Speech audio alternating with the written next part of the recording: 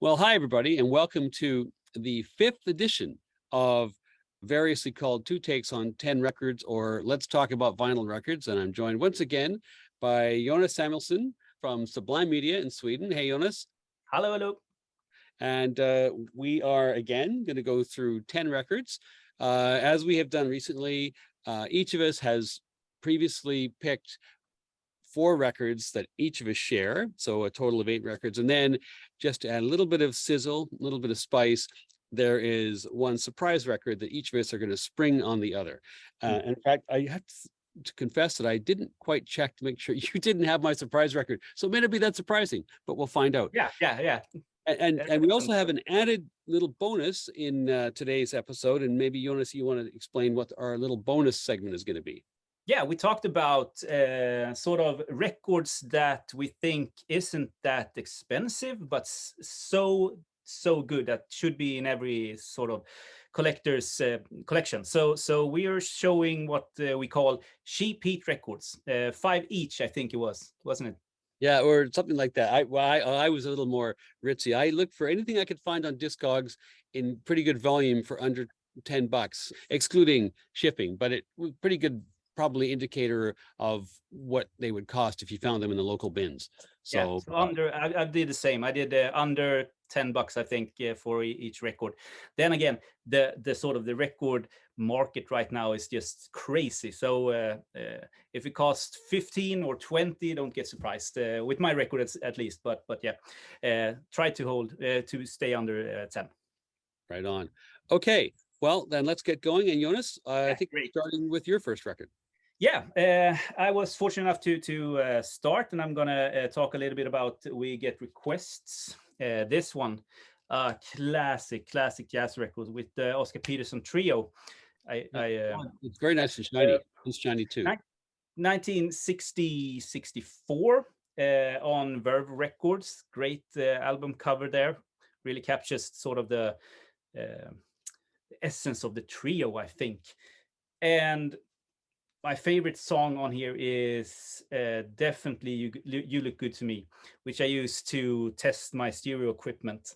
And this is a pretty bad German 70s press, I think, but it sounds fantastic. So one of my favorite jazz records, period. What's your take on this, Alan? I was just checking to see which mine was. I think I think I have an American first press. This is a terrific record. Oscar Peterson, of course, is like Joni Mitchell and a few other artists, is a real point of national pride here in this country. And this is an interesting record. He somewhat divides critical opinion, because first of all, he's incredibly prolific. He's got a virtuoso style, which some people criticize him for being, it was sort of too much virtuoso stuff, maybe not quite enough feeling kind of thing. He's just turning this stuff out and sort of, okay, it's another Oscar Peterson record. But this one's a bit different. Oh, I also, my copy, I have some guy called Samuel J. Talbot used to own this, and he's one of these guys who has his, puts his return of address stickers on his record. So I always kind of love that, because then you get a bit of a sense of the provenance of the record before.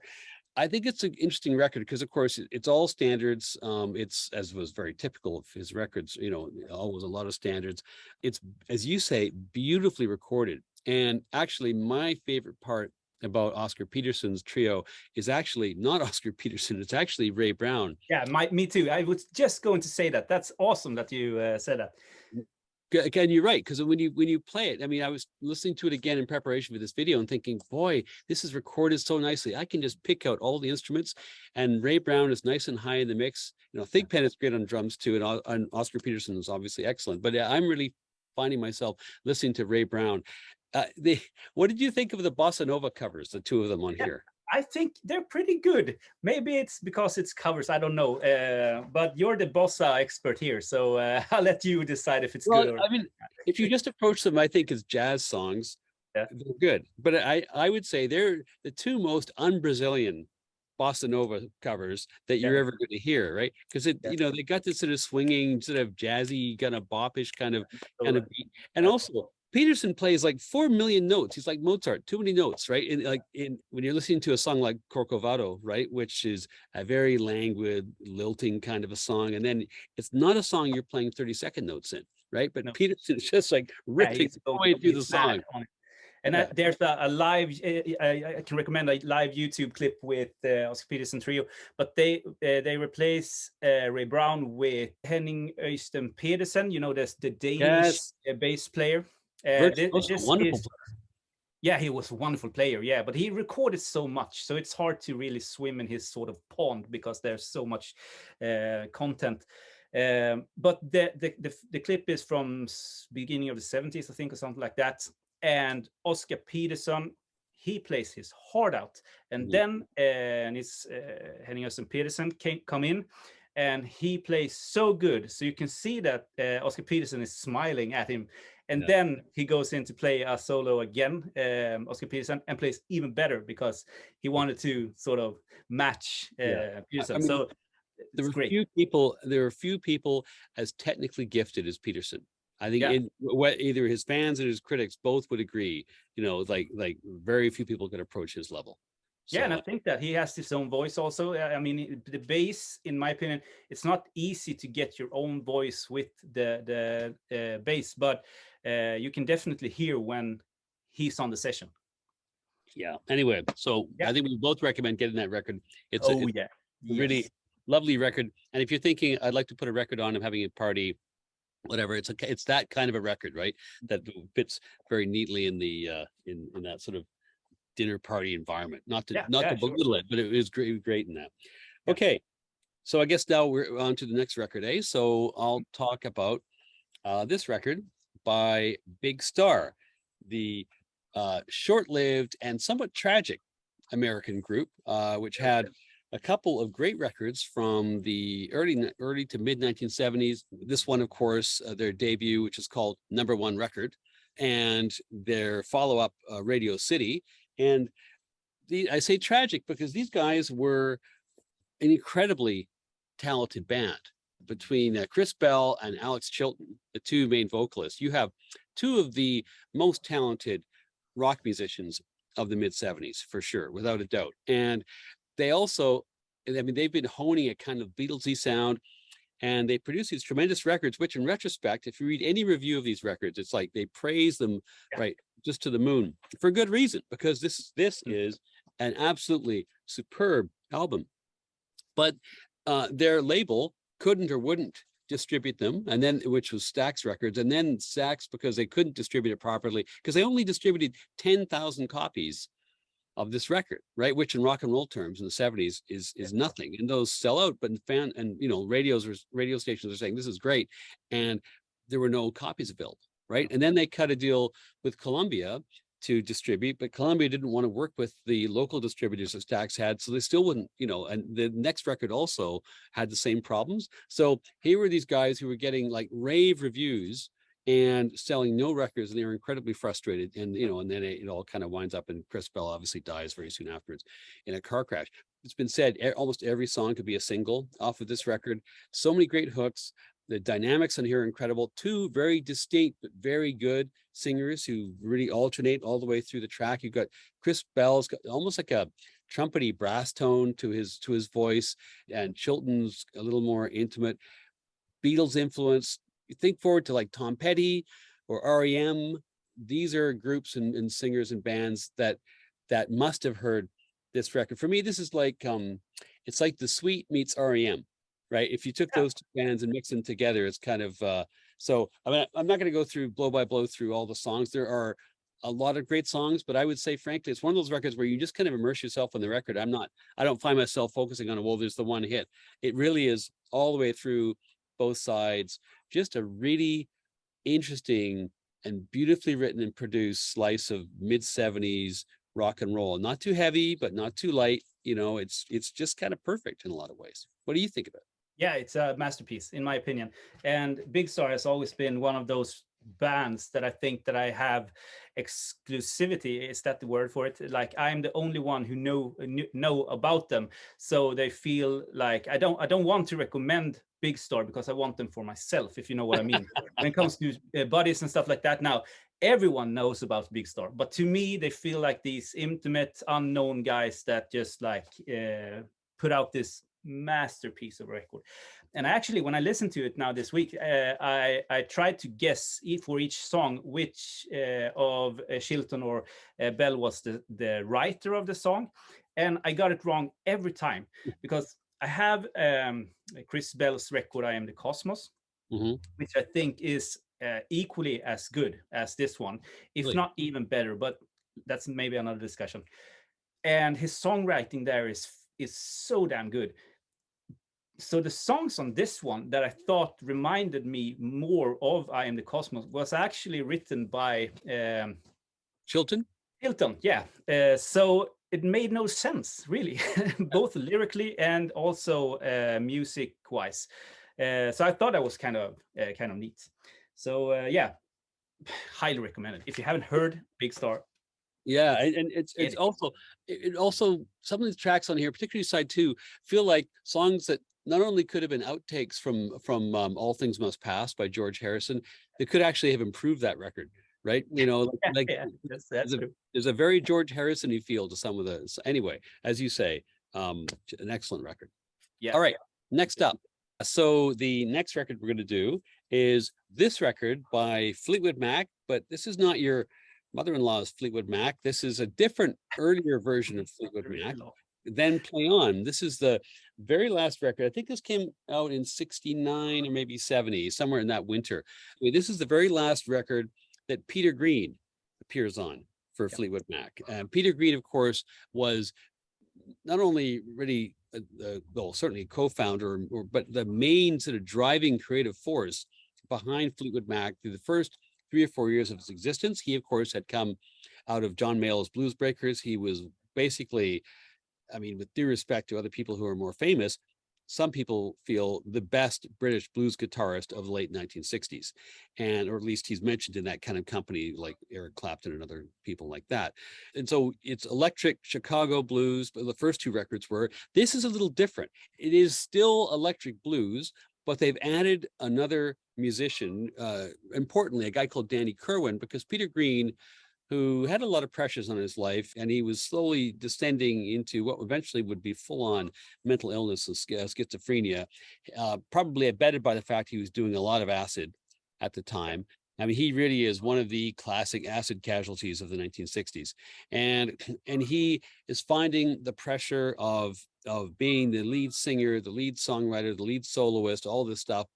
Because even though the band's called Fleetwood Mac and John McVie and Mick Fleetwood are in the band, it's really Peter Green's band. This is really the Peter Green band, and they're not contributing anything like as much creatively as he is. So they bring Danny Kirwan into the band, and he was another guy in the blues scene. Apparently, the main impetus for that was for somebody else to play solos and write songs, so that Green didn't have the whole burden on him all the way through the studio time and the concerts and so on. Shortly after this, Green takes too much acid at a commune in Germany and just never really comes back to the band. And that's, yeah, I mean, he has a solo career with some good stuff, but he's never really quite the same. But this is, I think, really a pretty masterful record.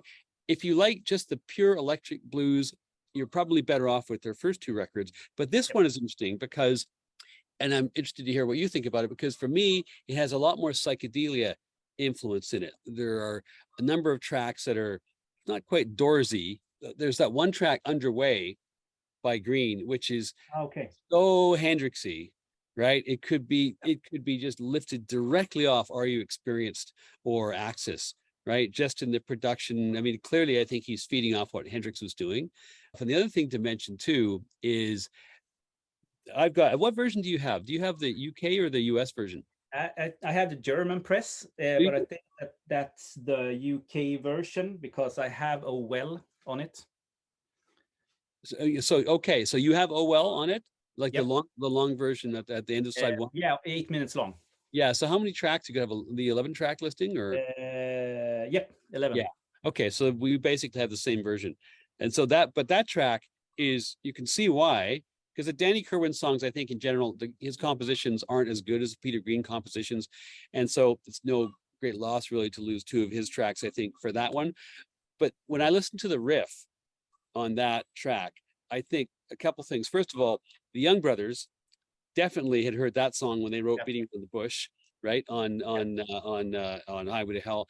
And now, do you know a guitarist called Colin James, Canadian guitarist? Have you heard of him? No, no. Anyway, he well, obviously he's popular here, and he's a bit of a throwback, kind of a Stevie Ray Vaughan kind of guy. At least he was in the early part of his career. But he has his big hit was a track called "Voodoo Thing," Okay. and that riff also shows up on that track as well. So there's a couple of well-known songs that owe their existence, I think, to "Oh Well" by Peter Green, which is such a cool track because it's got that, it's sort of like a 2-act play. It's got this really, banging bluesy beginning and then this sort of trippy long second act. Anyway, I've gone on forever. Progressive. It's a prog song. It is a bit, isn't it? Yeah, I think so. Yeah. I love this record, and I actually had to look for it for a while because I wanted to buy it in a store and not online. And this is many, many years ago. So I think it's even before records were super easy to get online. So I was looking for the one that had "Oh Well," and I found it. One of my favorite tracks ever. "Oh Well." The riff, it's so heavy. It's like heavy blues. You say psychedelic. Well, yeah, maybe, but I think it's almost proto metal in one way. Yeah. Sort of. Yeah, it's so damn heavy, and it's nothing like Fleetwood Mac. I actually collected or tried to collect all the early Fleetwood Mac records up to Rumors, and then I stopped. I don't like the others. I think Rumors is a good record, and I think what they did afterwards, after the Peter Green left or got fired or whatever he was, that's great. I mean, those are fantastic records, but this is more interesting to me, at least, the old Fleetwood Mac. I mean, it's a whole different sounding band, and to be clear, it sounds nothing like the band on Rumors for a bunch of different reasons, right? This is basically a bluesy guitar-based band at this point, right? But it's funny that you say that because Fleetwood, what's their name? If Mick Fleetwood and John McVie. Yeah, and John McVie. Because when Peter Green jumped ship and then they continued on, didn't Lindsey Buckingham come in and take over a big part of both the sound and then the songwriting and stuff like that? So did they contribute much to the band? Which is a theme we'll return to very shortly. Yeah, exactly. It's going to be great. Okay, we're now going to just take a little pause and move over to the Cheap Heat section of this video. So the Cheap Heat section, yes. Good records you can get for cheap. In my opinion, I'm just gonna sail through these pretty quick. Do you know this record, Space, with Larry Coryell? Record in my life. What is that? This is a Cheap Heat record, in my opinion. This is 1974, I think. And you have the lineup is awesome. You have Larry Coryell and John McLaughlin on guitars. Wow.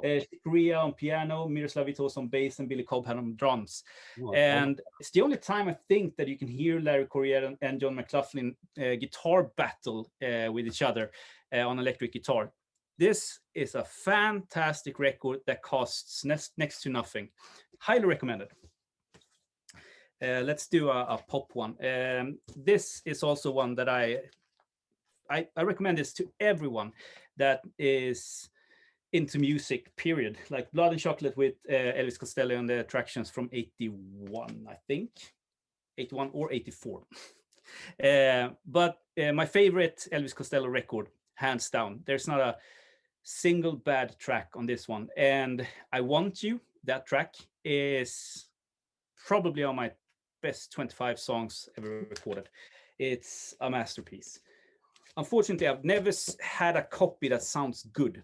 It's like these cheap 80s sort of thin vinyl for vinyl, and overmastered and stuff like that. So, but yeah, cheap record to get. Jerry Goodman and John Hammer, Like Children. Do you know this one? No, not that one. No, I don't. It's back in the sort of early days of the VC. Derek Higgins showed this, and so this is like over 10 years ago. Derek Higgins showed this, and I actually got a copy in Malmö or something like that, south of Sweden. And once again, they just two guys here. Jerry Goodman played in the Flock. He's a violin player. Yeah, some more bands. And John Hammer, obviously, from different lineups and bands. They play all the instruments by themselves, and really, really good. And the cover artwork is awesome also. Yeah. Great record. The cover art on that Spaces record was pretty cool too. Yeah, it's really like almost psychedelic in a way. I think there's two different artworks on the Spaces record actually, but you know, do the Discogs dance and check it out. And both of them is really cheap. This, on the other hand, I'm going to show you now. This is really cheap. I think like $8, $10 maybe, something like that. But if you want the original, you have to pay maybe, I don't know, $50, $60, something like that. And that's, I think in this case, no, it doesn't say anything. It just says Mike Oldfield, Sally Oldfield, and Pekka Pohjola.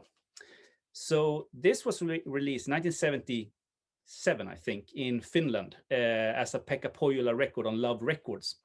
But Mike Oldfield played on it. And when he got famous in 1981, they reissued it as a Mike Oldfield record. So this isn't a Mike Oldfield record at all. This is a Pekka Pohjola record. But I mean, they had to make money, right? So they slabbed Mike Oldfield's name up in front. It's usually more of a jazz stunt when records get reissued as somebody else totally different as the leader when they become more famous. Not that common in rock and roll. No, and I mean, I don't know how popular or famous Pekka Pohjola was. I guess he's not that famous nowadays, but everyone knows about Mike Oldfield. So when they see this record, I guess that they try to pick it up, and it's an awesome record, really, really good. But it's a Pekka Pohjola record, and you have also Lloyd Wadenius, the Swedish guitar player on this one, plays his heart out on this. Pierre Molien from Gong, I think it's Gong, plays on it also. And then Wlodek Gulgowski, which is a keys player that went to Sweden to do some sessions with the Pop Workshop in sort of the obscure sort of fusion world. He's sort of a name. Highly, highly recommended. And the last one, and this is the best cheap heat record. You can buy this sealed for $1. Like, it's that cheap. And no one talks about it. And I think it's a masterpiece. Do you know about this one? I do not know of that at all. Tell me about it. He was a songwriter for Motown, I think, and Motown did a daughter label or whatever it's called Rare Earth. Yeah. So when they did that, they recorded sort of white soulful rock for a white audience instead of like black music for a black audience, and he got the opportunity to actually record a record instead of just writing the songs. So he did this. He had a small hit with Indiana Wants Me, but there is so many good tracks on this one. And first and foremost, you can get this for nothing. Like, they throw this at you in the store, and it looks like the kind of record you can get for nothing. It's got that sort of tacky 70s art, right? Yeah. And typeface and all the rest of it. It looks kind of very uninteresting. But he sings good. He's awesome. And songwriting perfect, but singing wise, he reminds me of sort of a little bit like a Lee Hazelwood kind of, maybe a little bit more light with a more soulful touch. But so yeah, that's my 5 cheap heats. Highly recommended, everyone. Excellent. Okay, so now back to our regular scheduled programming. And so the next record we're going to talk about, I think you're going to talk about it, is so the connection with the Fleetwood Mac record is close. Is that the word? Near, vital. Buckingham Nicks, 1973 on Polydor Records. This is, I think, a US first press. Yeah, but is it a collector's item? Oh, you have the collector's item. But it's also got a punch hole, which means it didn't sell and was sent back to the company. So should do it without the. This is awesome. Obviously, this is Buckingham Nicks before they joined Fleetwood Mac in 1973. This was recorded at the famous, what's it called? Sound City, isn't it? Yeah, where Nevermind by Nirvana recorded in 1991. She was 25 when this was released, and he was 24, if I have done my research correct. And all of the songs are penned by these guys. I didn't recognize any of the background sort of musicians, but I don't think that matters really, because I think that these two artists is so damn talented that it wouldn't surprise me at all if they did most of the work on this one. There's not a bad song, in my opinion, on this one. And the talk on town, I guess, with this record is that it has never been officially reissued on any other format. It's not CD, not MP3, and I don't think that you can stream this. I might be mistaken. It's been a while since I looked this up, but if you want it, you have to buy the old vinyl copy. When we talk about official releases, there's a bunch of boots out there, but yeah. I think that was everything that I want to say about the record. It's a fascinating record. The only name I was just checking, I think the only name of in terms of all the session people, the only person that I recognize is Jim Keltner, the drummer. Oh yeah, obviously. Up here and there, but otherwise you're right. It's all basically people you've never heard of.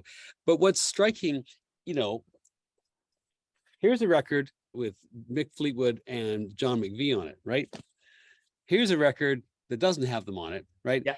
This one sounds like Fleetwood Mac of the late 70s. This one just does not at all. And in fact, I mean, this sounds like outtakes from their next record, the eponymous record, Fleetwood Mac, the first one, which has Landslide on it. And I think I mean, I'm sure this is one of the most written about and talked about bands in the world, but I'm not having done any of that research. My guess would be it's a combination of the incredible talent of these two young players, Buckingham and Nicks, with the experience of McVie and Fleetwood being on well-produced hit records, right? Yep. And so somehow that just adds more polish to what was already clearly great raw material. It's just the songs, like the sound is great. The sound is just like that later 70s Fleetwood Mac sound, but the songwriting, it's like the dart doesn't quite hit the bullseye. It's just slightly to the right. It's like a 3.5 or a 4-star record, not a 5-star record, but there's not really a weak track here. It's very interesting. And there's some great guitar instrumentals, and Stevie Nicks' voice is fantastic. My only complaint is I wish she featured vocally a little bit more in this record than she does. Lindsay takes more, well, not more, but I would prefer to hear her more, but then that's just predilections. But yeah, great record, and buy it if you find it, because it's definitely a good one. This is also one that I try out my stereo equipment with, because this is mastered by Robert Ludwig, 1973. So he did Led Zeppelin 2, and with all that sort of that history, putting up the bass too high. That was in 1969, I think. So this is just like 3 years later, and he didn't like master that much. If you're a mastering engineer, you do like 2 records a day, so each year has like this list of records that you master. But in the 60s it didn't do too much. Then in the 70s it really took off, and so I count this little bit like the early Robert Ludwig. But I should apologize too if you may be hearing, viewers may be hearing the sound of chickens in the background. That is in fact the sound of chickens in the background. So okay. I have no control over when chickens are going to make chickeny noises, so there we go. Okay, so our next record we're going to talk about is a change of pace. Is this record released on Impulse in, I think, 1968 or thereabouts, Cosmic Music, which is credited to John Coltrane and Alice Coltrane. It's a bit of an unusual record because it's cobbled together from 2 very different sources, one of which is, I guess, I mean, part of it is the history is important to know here. So Coltrane was rapidly developing in all kinds of directions, most of which were very unsettling and aversive to some of the critics and some of his audience in the latter part of 1965. That summer in 65, he and his quartet with Archie Shepp in tow go and play Chicago at a big jazz festival put on by Downbeat, and they basically create a big walkout because people can't stand where the direction that the music is going. It's little wild free jazz and lengthy solos, and they actually had to cut the band off. I mean, Coltrane gets shut off like 20 minutes into his set because people were leaving the festival, which is kind of wild. Then later in that year, he's added another drummer, right? So Elvin Jones is still in the band, and then he adds Rashid Ali, and this kind of, as you can understand, gets on Elvin Jones's nerves. And so by early 66, Elvin Jones, I think the quote was, "All I could hear was noise," and he leaves the band. And so there's 4 tracks on here.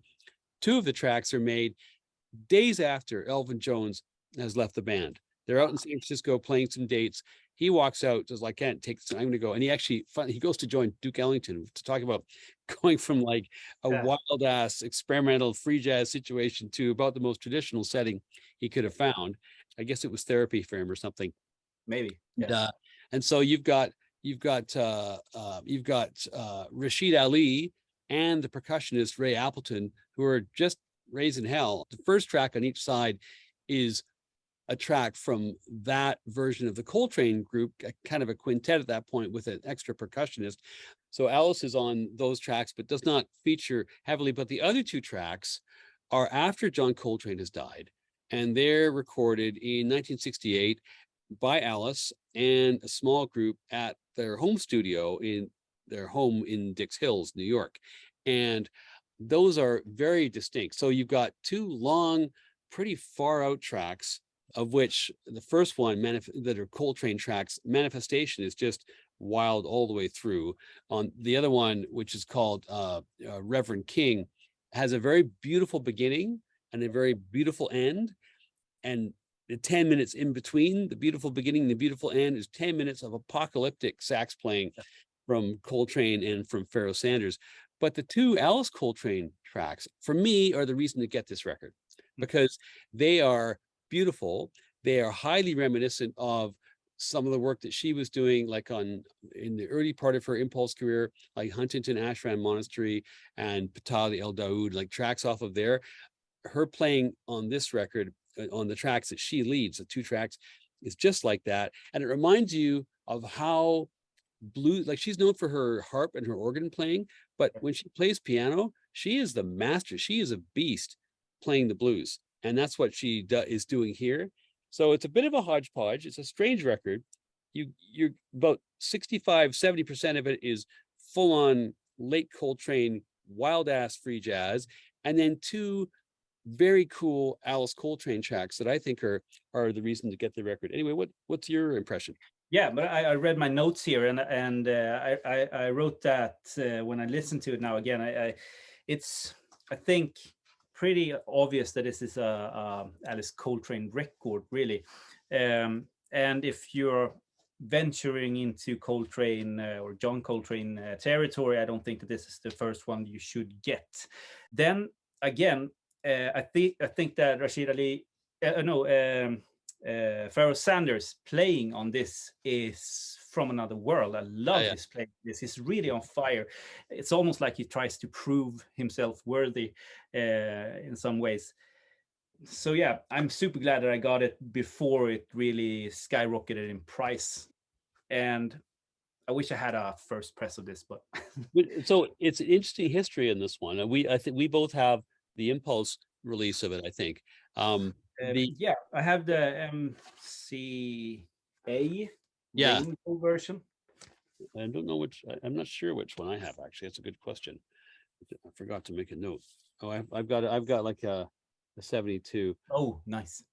But so Coltrane dies summer of 67, and Alice then creates her own, maybe John had created, I can't remember, but anyway, they have their own record label in theory called Coltrane Records, and she releases this record initially on Coltrane Records with a different cover. And the people at Impulse, like Bob Thiel and others, realize, hold on, because they had the rights to anything Coltrane recorded while he was alive because he was under exclusive contract.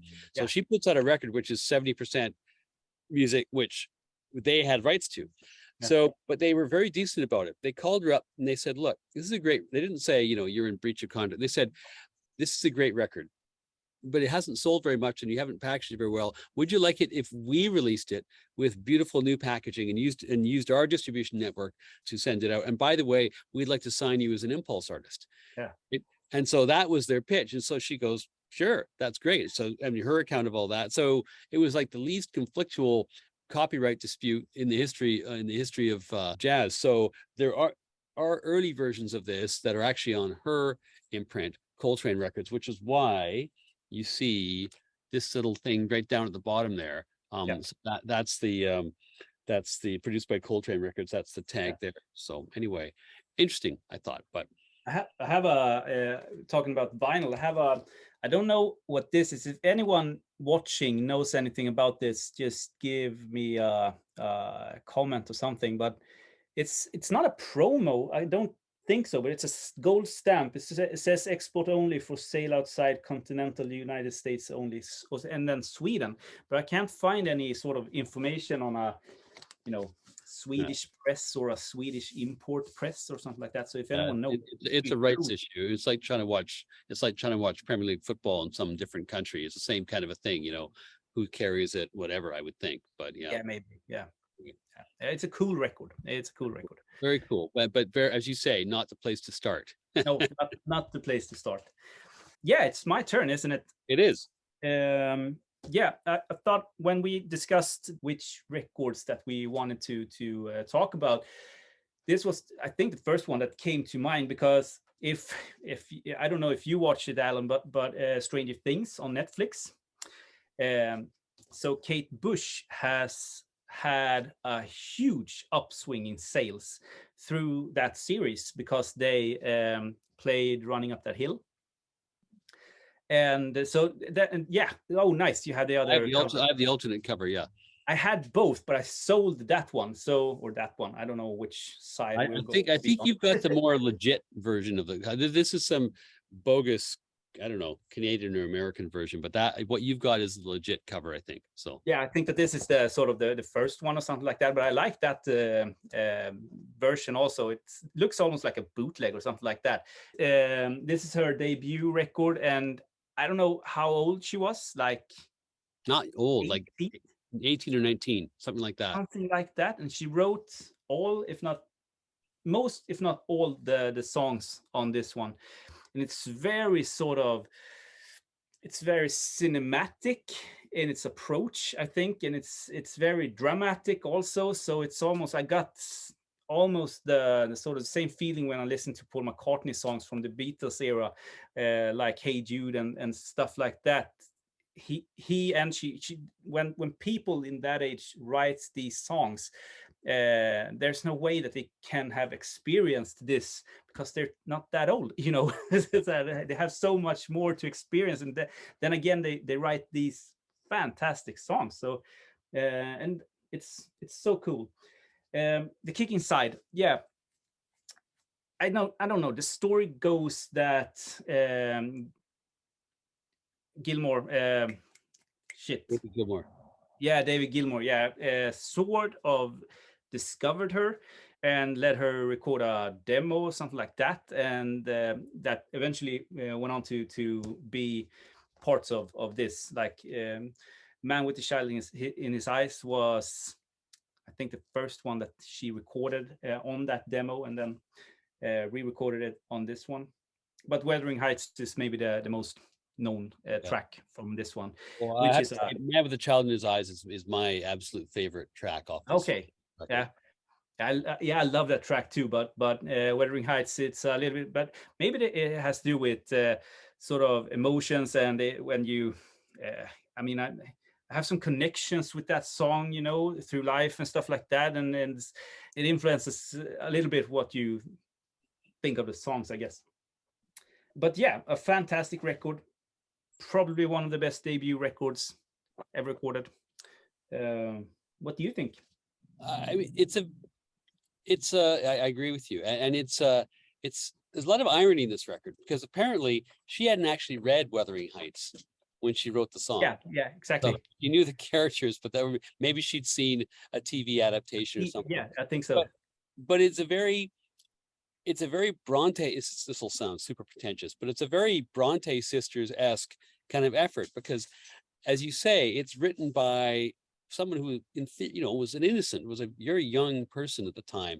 But there are all these songs about love and sex, basically using, from the female gaze, very distinct from a lot of music, obviously at the time, because rock and roll is so dominated by male voices and male writing and so on. But it's got every rock and roll theme going in this whole record. I think there's, in addition to the two songs we talked about, there are 5 or 6 really great tracks. I think not everything hits, but as a debut record, like, the songwriting is just incredible, and it just seems to get better and better with the passing of time. And I'm not surprised, that this happy coincidence has happened with this TV show. Incidentally, well, I don't have a link to the show, but a very good friend of mine from university days, his son is the star of Stranger Things. No way. Yeah, Finn Wolfhard. Okay. So I knew Finn when he was a little boy. I haven't seen him for many years, but I knew him when he was a little boy. And then, so that's, anyway, we have there's a Vancouver Hollywood connection on the West Coast. So there are a lot of people in this part of the world have Hollywood connections, strangely enough. Okay. Anyway, well, not a lot. I don't, but some people do. Not yet. Yeah. Anyway, yeah, that was a great pick, and thank you for picking that one. It's such a great record. So yeah, great record. All right, my turn. It's your turn to show the sheep heat. Okay, so here's what I got. Now you did a great job of picking some really awesome and super obscure records that nobody will have heard of. I've gone a little more commercial here. I'm thinking, if I'm somebody watching this and I'm trying to build up my record collection, and what's always good if you're ordering stuff off Discogs is to find a place where you can get more than one record, because then you're doubling up on the shipping. So I picked records that are kind of, I would consider to be core records, well, most of them anyway, to have in your collection, but which are really good records, which somehow strangely are just not very expensive at all. And so these are records which you can get for less than $10, where there are many, many copies that were very good plus or better, and in most cases for really early or original pressings, right? So here's one. Grover Washington Jr., Mr. Magic. This the title track is probably his most famous track, but this is probably the best record put out on Creed Taylor's Kudu Records. Comes out in 74, 75, something like that. It's got the usual sort of Creed Taylor magic and the fantastic lineup of house musicians there. And this you can get for nothing. Still, it's also got this incredible cover art as well, glossy cover, and it sounds amazing. And it's got the title track with a great riff by Eric Gale on guitar. Anyway, so this one is an absolute banger, which you can pick up for nothing.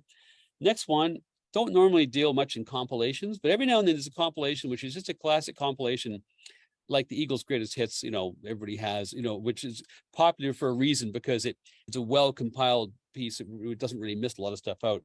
This one is one that a lot of people of my generation grew up on. It was the first Who record that most people that I knew had, and it basically compiles all of their singles from their big singles from the 1960s.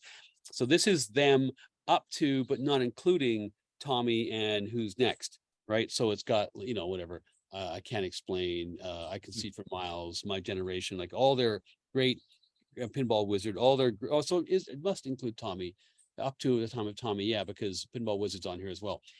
You can get this for nothing, including first pressings, mono pressings, you can get for nothing. And if you start anywhere with a Who, I would say this compilation is the place to start, and then you can build up from there, because it's superb. Side note, I actually got that just this week. First Tracks pressing, UK press, and the first one I think doesn't have the title on it, or maybe just up in the right corner, something like that. I've got a Super Saver.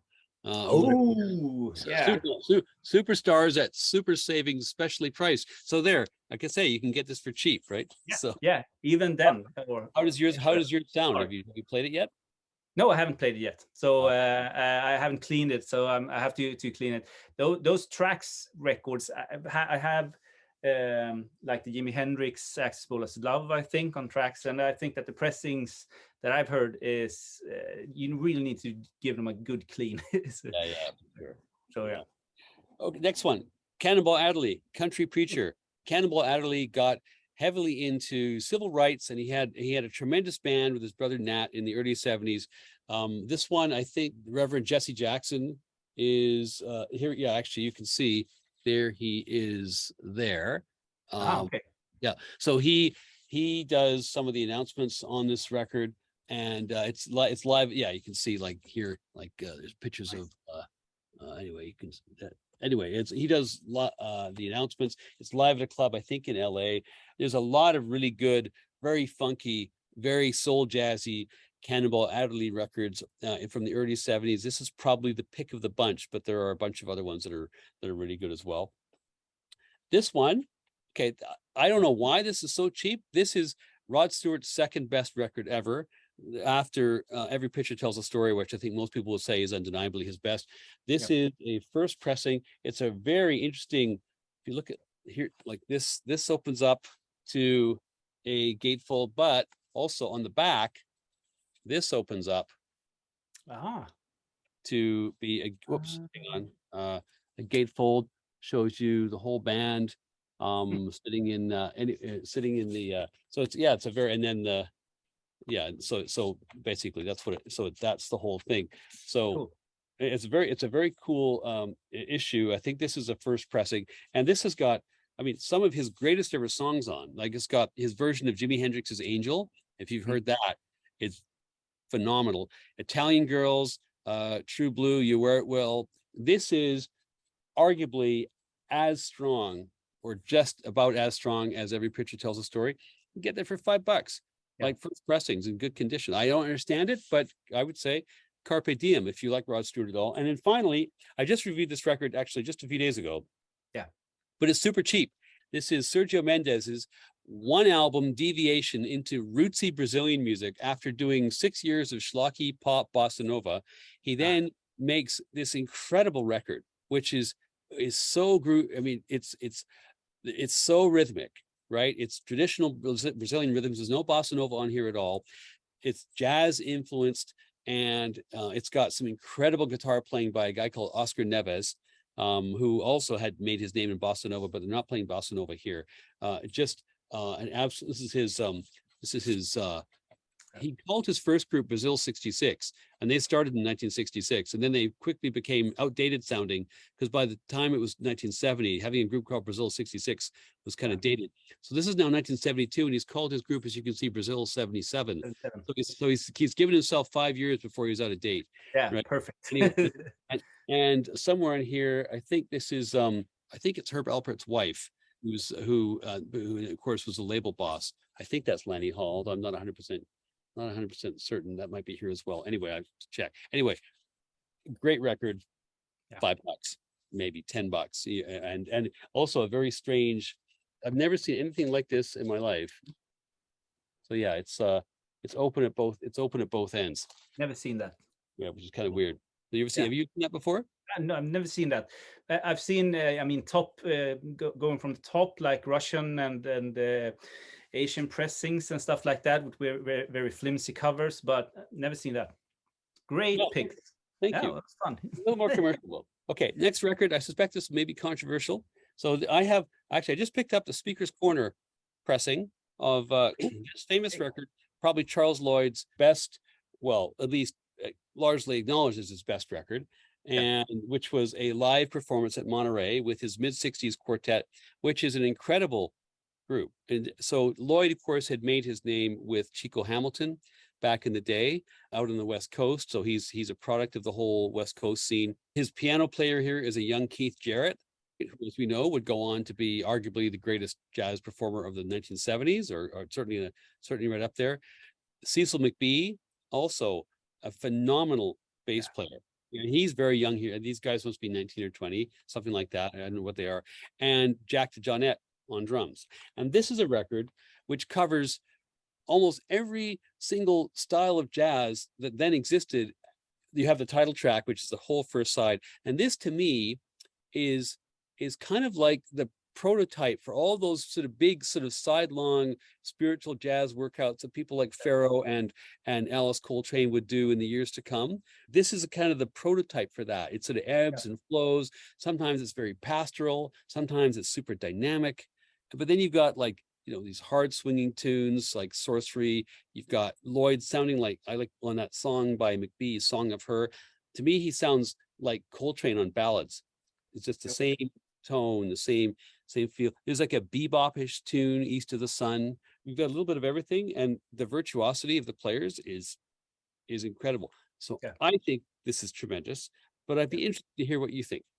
Yeah, I also think that it's really, really good. It's a good record, but when I got this, I held it so high, and I really, really loved it. But revisiting it now this week, I wasn't that impressed. And actually, I wasn't. The thing that I was least impressed with was Charles Lloyd's playing, because the other guys, I think, does a fantastic job. But his sort of phrasing on saxophone is with his bursts that don't go anywhere. I think I have a small problem with that, and I think that when he goes over to the flute, I get almost like a Jethro Tull sort of vibe to it, which is great, but doesn't really work in this setting.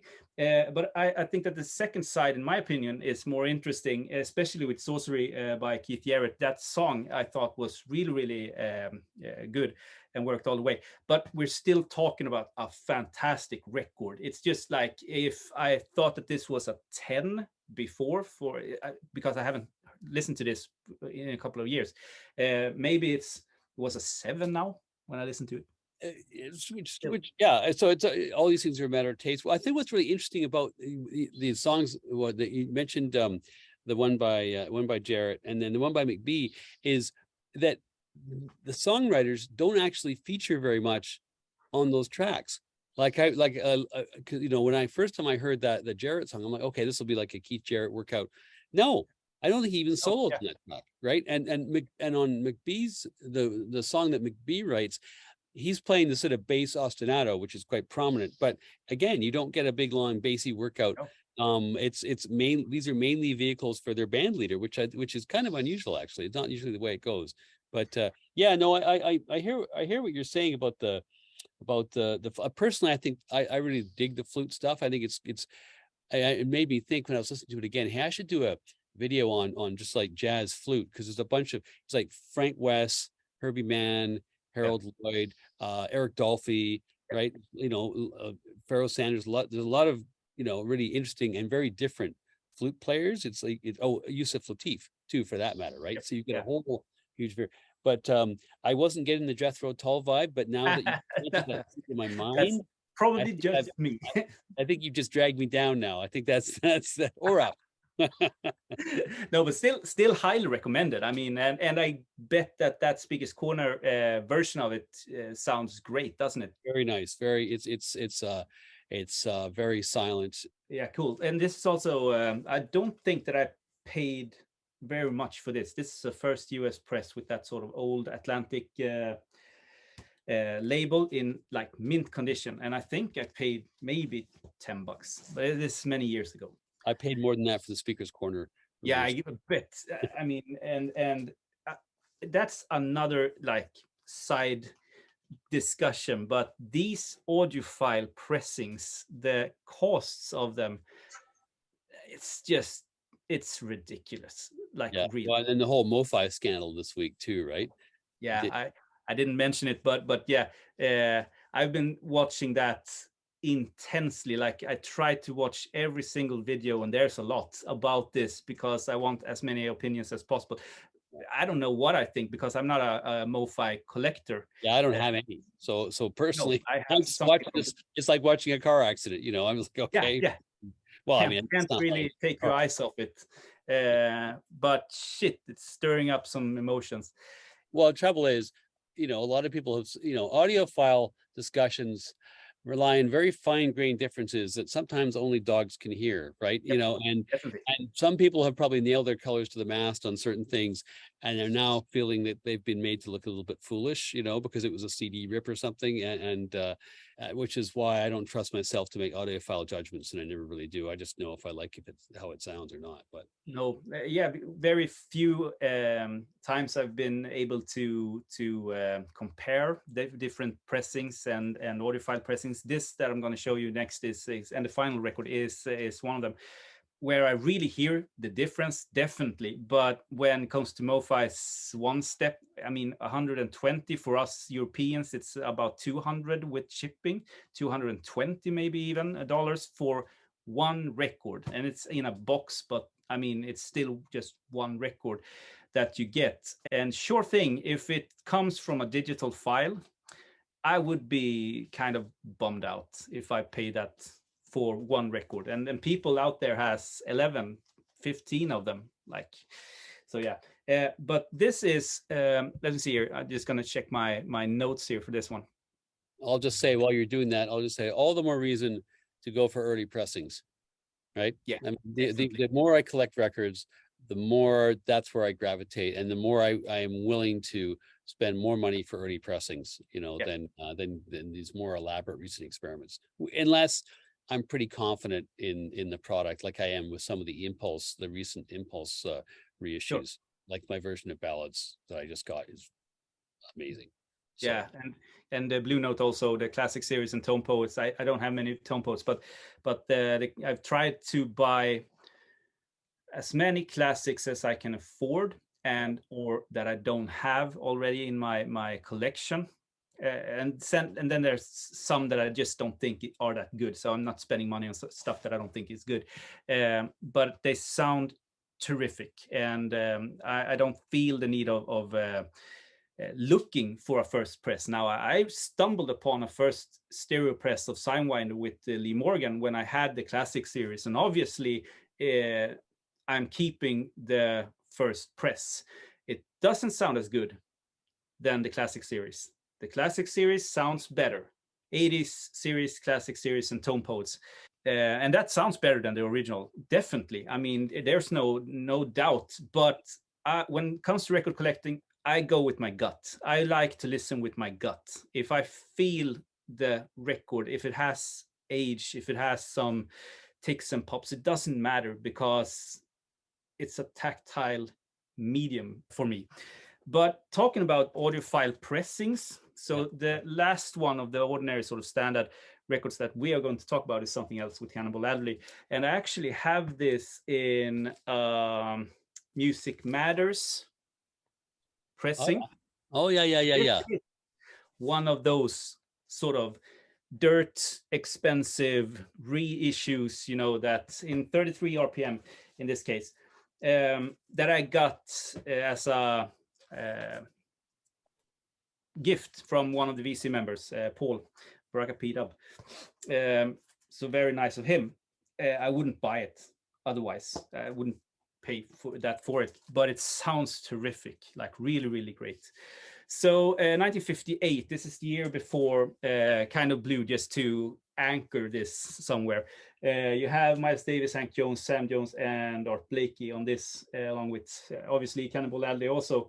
One of few pieces, you have to correct me here, Alan, because I think that you know more about this than me, but one of few cases where Miles Davis is a sideman on a record. You're absolutely right. That's one of the really interesting things about this record. Yeah. Although is he the sideman on this record? That's what do you think about it? Pretty nice. I haven't really thought about that. No, I think that I'm with Cannonball on this one, but Miles has wrote the title track on it, so it's pretty obvious that he is sort of dictating the sort of the record or the sessions. Well, if you look at it, right, Miles plays several of the first solos, which in that era was this the leader played the first solo very often. And Miles always did on his records, right? He composed the title track, right? Yeah.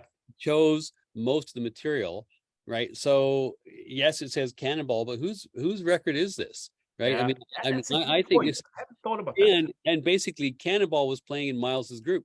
He Yes, was Miles's yes, sideman. So I think, I mean, good point. Yeah, can be forgiven for, you know, saying, okay, Miles, you basically lead the session. I mean, if I'm in a jazz session with Miles Davis, am I going to say, no, Miles, this is how you yeah, do it, right?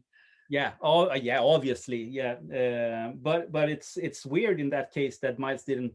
I mean, force it to be a Miles kind of record, because when you see the '60s, right, he writes some of the songs that he plays in the '50s. But in the '60s, there's a lot of other guys playing or writing the material that he has on his records. So I don't know if Miles is going to go down in history as the sort of best composer, or not best maybe, but most sort of, yeah, but let's say best composer of music. The '60s, he played, and doing the connection with Forest Flower, he played a lot of like Wayne Shorter's songs when he was Yeah. entering the band. He relied a lot on Wayne Shorter in that quintet. Yeah. Yeah. But it's a 10 out of 10 record in my opinion. There's not a bad song. There's not a bad moment, and it's also an important record because this is up there with Kind of Blue, but earlier than that. Mm-hmm. So yeah, essential jazz record in my opinion. Yeah, I agree, and it's interesting. You know, why is, I mean, I guess partly Cannonball is a leader because was this his first record for Blue Note, Cannonball? Because he done his debut was for MRC Records. Yeah, But I had to go back and check this. But he was, at the time, Cannonball was kind of headline news, right? Because he'd come to New York in the mid '50s, and it was sort of an overnight sensation. And I'm not saying he was a bigger name than Davis, but clearly Blue Note felt like it was worth, you know, having him and not Davis as leader, because ultimately this comes down to, well, what's going to sell more records? Yeah, I mean, this is a record that is right up there, you know, with Kind of Blue and Mingus and all those great late '50s records. It's not like as revolutionary record as some of those, right? It's pretty much straight ahead, hard bop, lots of yeah, blues and so on. And even if you haven't, even if you don't think you've heard this record, you probably have heard, definitely. you know, some of the heads and the arrangements and so on. So yeah, I mean, as you say, an essential record has got to be part of your jazz collection. And Art Blake Art Blake is playing on this. I think is really good. It doesn't remind me of Art Blake is playing otherwise, but I think that if you listen to it, it's yeah. I love Art Blakey as a sideman better than I like him as a leader. I Yeah, find when he's a leader, it's too bombastic. Not always, but sometimes. But as a sideman, I think there was probably no better hard bop drummer, right? So no just problem. want to point out my pressing is a Japanese pressing which has the seal of approval. Um, I can't read Japanese, so I don't know who provided the seal of approval.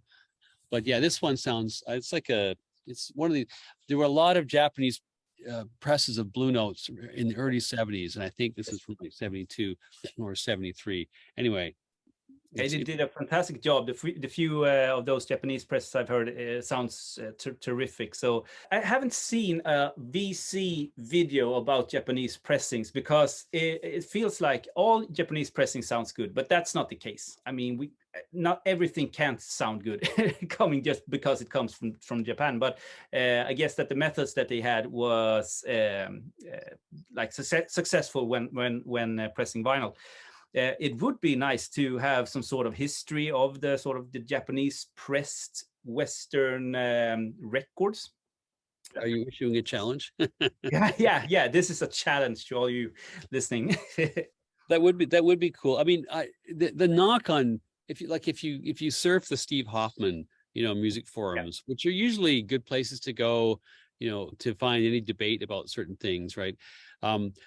What I've learned from those conversations is a number of people, not everybody, but a percentage of people find there's dog deciding to move. Oh, There, yeah, there. Nope. There's Max. He's actually just visiting. Anyway, he's heard enough. Uh, the knock on Japanese pressings is that they may lack a little bottom end, right? Okay. Sometimes I personally have not really found that, or it's not something that I can't fix with just by tweaking my bass dial a little bit. But what I will say is routinely the vinyl is whisper quiet, like just the quietest vinyl you've ever heard, just as a rule, not because you spent some huge amount of money on some speaker's corner thingy or whatever, but just as a rule, it's going to be really quiet and high quality. You're not going to have warps. And then secondly, the resale market from Japan may look expensive when you look at it, but typically speaking, the Japanese resellers will undergrade and undervalue their records. They'll tell you it's very good. North American reseller would sell that record as very good plus, or near mint, right? Japanese seller will sell it as very good, and you put this like, what is wrong with this record? Nothing, and it's immaculate. It looks like it's never been played. Been handled with white gloves and some hermetically sealed environment. I mean, there's so much care. I mean, this is something which Japanese society is so great about. So much care is into the quality control of the things which are made, and then so much care taken in archiving and storing things, right? It is almost never a bad idea. Or at least you may pay a little bit more, but you're going to get value for money beyond what you think. That's my experience anyway. I don't know about you. I think you're spot on. So I agree. With the few times I've bought Japanese pressings or stumbled upon them. Yeah, I was building my jazz collection. I did it. Okay, so now we're doing our surprise records. So here's my surprise record. Do you have this one? Nope. Okay. I don't think I have any Clifford Brown records. I don't think so. Well, you need to fix that. You need to fix that because he is fantastic. Yeah. So of course, for those of you who are not big Clifford Brown aficionados, Clifford Brown tragically short-lived, died in a car accident in '56. But in the 3 or 4 years prior to that, when particularly he was with Max Roach in a quartet or quintet, I can't remember, but Harold Land also. So it was Clifford Brown on trumpet, Max Roach on drums, Harold Land on saxophone. Phenomenal group. And like Study in Brown and the Clifford Brown, Max Roach quartet, quintet, I can't remember. Anyway, those records from the mid '50s are great. This is recorded. It was originally on Pacific Jazz, but this is a Fontana European release. And this comes out. This is released. This is a '65 pressing, but the actual original name of this record is Clifford Brown Jazz Immortal. And it came out on Pacific Jazz Records in 1960. So it was a Dick Bach production, right? The main guy at Pacific Jazz. I have rarely heard a record that sounds this good, like coming through the speakers. I mean, first of all, those old Pacific Jazz and contemporary records were so incredibly well engineered, and I'm on a big jag of picking those up now because I'm just absolutely in love with the sound, like especially contemporary Roy Dunan, one of the greatest engineers in the history of music. But this one is just incredibly good sounding, well recorded music. And on top of this, Brown is just at the absolute peak of his power. This is while he's with Max Roach, but it's a session with a session date with a bunch of other people. So on here, Zoot Sims is on tenor sax. Bob Gordon, a lesser known name, but he was a West Coast regular on baritone. Guy called Stu Williamson, who I don't know very much, on the valve trombone, which is a funny instrument, not the slide, but it just has the valves like a trumpet trombone. Russ Freeman, again, another West Coast sort of regular guy, but not that well known outside of that environment, on piano. Carson Smith or Joe Mondragon on bass, and Shelly Mann on drums. And it's a very analogous record to Sonny Rollins and the Contemporary Leaders, which is another fantastic record that I just got a first pressing of the other day. Nice. Because we have an East Coast virtuoso in the form of Clifford Brown or Sonny Rollins, in the case of the other record, out in California recording for one of the local labels with a bunch of local West Coast session guys. And it is just incredible. And I highly recommend the Fontana reissue, European reissue, which you probably find easier to find. is well worth picking up. And I'd be very interested to know if anybody watching this has got the Jazz Immortal first press on Pacific Jazz, how that sounds, because this is instantly became one of my top 20 favorite records in my collection. Ah, cool. It just sounds so great. Anyway, Warm, otherwise known as Jazz Immortal. There we go. And Cool. how about you? Yeah, my surprise is one that I picked up in Gothenburg now. Copenhagen. When we were there, I had the pleasure of going to a store. We went with family, so I had limited of time. And I've been to Copenhagen so many times, the capital of Denmark, so many times without knowing about this. And I talked with the store owner, and he said that he has been there for 12 years. This is a jazz bar with live events, but it's also doubling as a jazz record store. So it's called like Jazz and Coffee or something like that. But you can drink a beer and flipping through records. It's like dying and going to heaven. And the guy is maybe in his, I don't know, mid 60s, something like that. Super knowledgeable, very nice. And I flipped through the records. I found this one, and I knew that it was good. I haven't heard it, but I read about it, and I got it right away. This Bill Frisell's Nashville came out in 1997. Right. From the beginning, but only on CD. And then it was released on Nonsuch in 2018, limited to 3,000 copies. And this is also an audiophile sort of record. It's so well recorded. It's almost scary. And I have heard my fair share of Bill Frisell records, but he has never played like this, like he does on this one. It's recorded in Nashville. It's called Nashville, and it has that sort of Nashville style to it. I think that most of the personnel on this is Nashville players also. So I mean, this is as far as you can go from the Jon Zorn material. Yeah, no, I don't know Bill Frisell very well. What is his main claim to fame? Main claim to fame is, I think, playing the guitar with Jon Zorn in, I guess, the East Coast of the States. Playing free jazz, really, like really avant-garde free jazz guitar. And this is everything but that, really. This is him playing beautiful guitar, and such a well recorded. Check it out. It's so it's like a journey down the roots road for him, is it? Or yeah, I think so. But then again, he releases like 3 records every year. So he has a vast sort of back catalog. If you want to go back, he's done one that came out maybe 2, 3, 4, 5 years ago, something like that. That was pretty well received by critics at the time, where he does like film and TV series scores just on solo guitar. So I think that he's a little bit of everywhere, but he has his base, or at least he's started his career in free jazz. And because it's limited, I think I bought this for like $35, something like that. It's a double LP, but it's only 3,000 copies and came out in 2018. I think this is still available to get, but when it's gone, I predict that this is going to be one of those records that you have to pay shitload of money to get, because this is going into the history books. So that's my recommendation and my surprise. There we go. And I wouldn't be surprised if it did amplify in value. I mean, the vinyl market right now is nuts. Like I have like my kids gave me a copy of, the band Greta Van Fleet. Yep. Anyway, so I got a copy of they've got a 4-song EP, I think, of Black Smoke Rising. Okay. It was everywhere in record stores. Anyway, I just looked the other day, and it's now on Discogs. It's selling for like $150 a crack.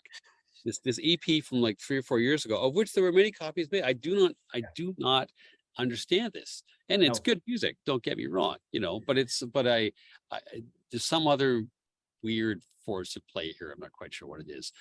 I think I blame Albania, but maybe I don't know. I'll have to figure it Yeah, out.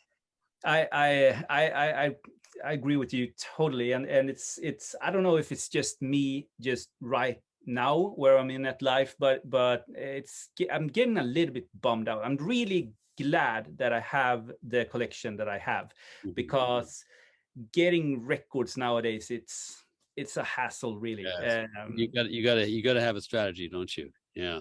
Yeah, definitely. And we talked a little bit before we hit record, and I ventured into CDs, which I thought I would never in my life do, because I didn't even own a CD player. Now I own a fantastic $2,000 CD player that sounds just as good as, not as good as, but almost as good as my records now. I think So there's a certain era of music is unavoidable. If you want to collect that era of music, you kind of need a CD player for that. For anything yeah, from yeah, sort of definitely. 1995 to 2005, right, or 1990 even to Yeah. 2005. It's tough.